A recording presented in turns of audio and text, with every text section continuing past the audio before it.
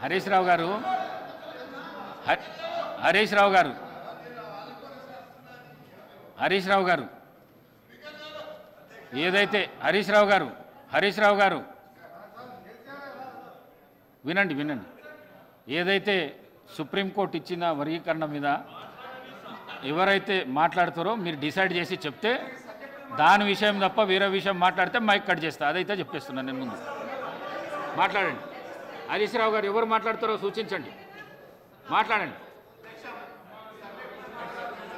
speaker sir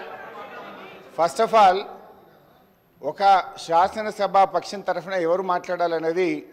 ఈ సభలో ఉన్న సాంప్రదాయం ప్రకారంగా సభలో మమ్మల్ని అడుగుతారు మా పార్టీ తరఫున ఎవరు మాట్లాడతారని అడిగి మేము ఎవరికి అడిగితే వారికి మైక్ ఇచ్చే సాంప్రదాయం ఉంది కానీ మీరు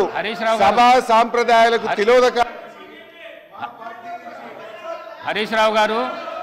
ఈ సభల ప్రతి సభ్యుడికి మాట్లాడే అవకాశం ఉన్నది మీరు చేరుకు నేర్పించవలసిన అవసరం లేదు మీకు అవకాశం ఇచ్చినా మీరు మాట్లాడండి నాకు చేరుకు నేర్పించవలసిన అవసరం లేదు ఈ శాసనసభలో ఏ సభ్యుడికైనా మాట్లాడే హక్కు ఉంది మీరు సీనియర్ శాసనసభ్యులు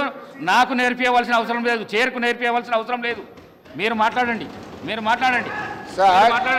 there is a procedure in this house there are some rules in this house ఎప్పుడు